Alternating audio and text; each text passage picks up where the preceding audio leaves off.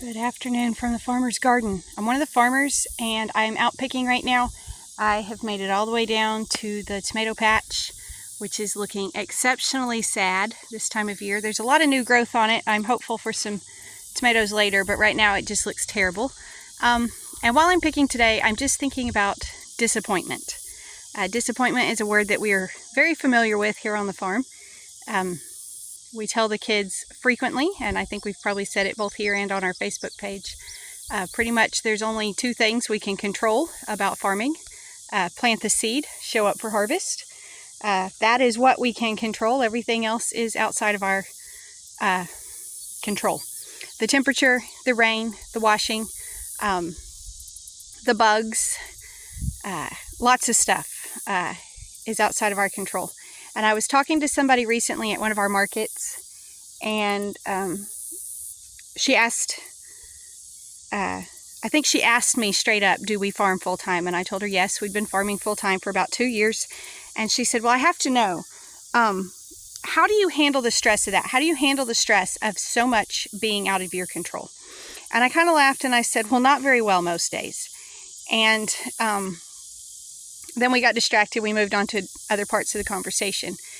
But I'm thinking about that while I'm out here picking, because I'm not handling the stress very well this week. Like, it just feels crummy.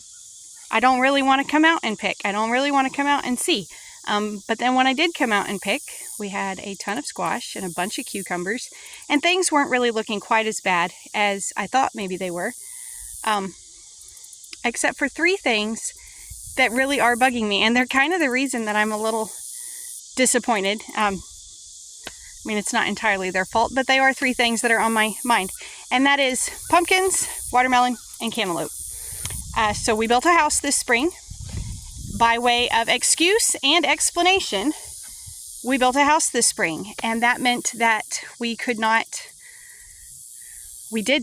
get everything planted the way that we wanted to. You just can't do 2 things at once. And so while we were working on the house, some things got dropped in the garden. And 3 of those things were watermelon, cantaloupe, and pumpkins. So those did go out about a month ago, and they just look absolutely pitiful. They've had rain, they've had irrigation, they've had sunshine and warm weather. We've worked to keep the weeds out of most of them. Some of them are kind of weedy right now. But we have done our part, plant the seed. And now we're waiting for the show up for harvest part. And that is being incredibly difficult, because even a month in the ground and knowing that eventually it will be fall. These plants are about this big. I really expected by now for them to be vining. I expected maybe even some blooms on them. Well, vining for sure, but yeah, some blooms even. And they're just not. 3 of the pumpkins look okay. 3 of the pumpkins may make something.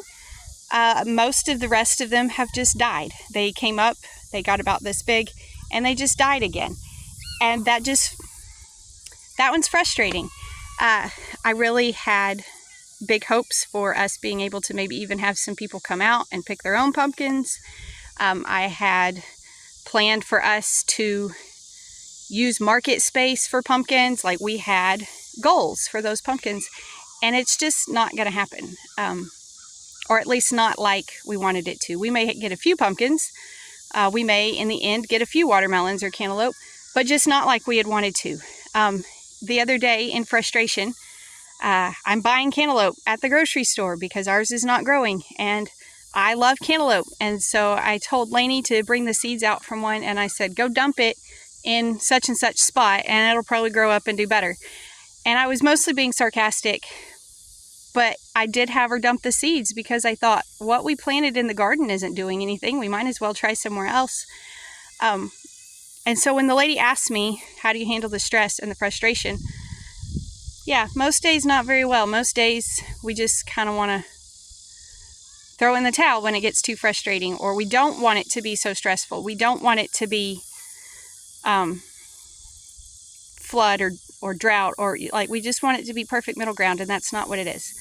But we do know that God is in control of this garden. Even when we can't see that, He is in control of this garden. So even in the 2 years that the deer were eating all of the peas, he was in that. Even in this year when the watermelon are only this big and I'm mad at them for not growing, he's in that too. And so I guess that's really, honestly, when it comes down to it, that is how we handle the stress of what we do, is we just have to go back and say, the good news is we're not in control of it. All we have to do is plant the seed and show up for harvest, and the rest of it is out of our hands. And so that does give us a little bit of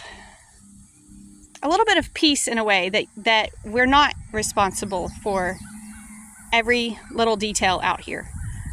Now we need to fertilize, and we need to keep the weeds out, and we do need to harvest. There is always work that we need to do. We can't just put it out here and leave it.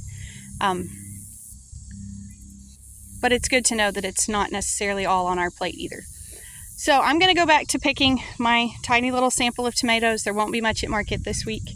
And I'm going to keep admiring the new shoots that are coming up in here, where the plants have tuckered out for the summer, but then they're starting back again from the bottom and sending up fall tomatoes.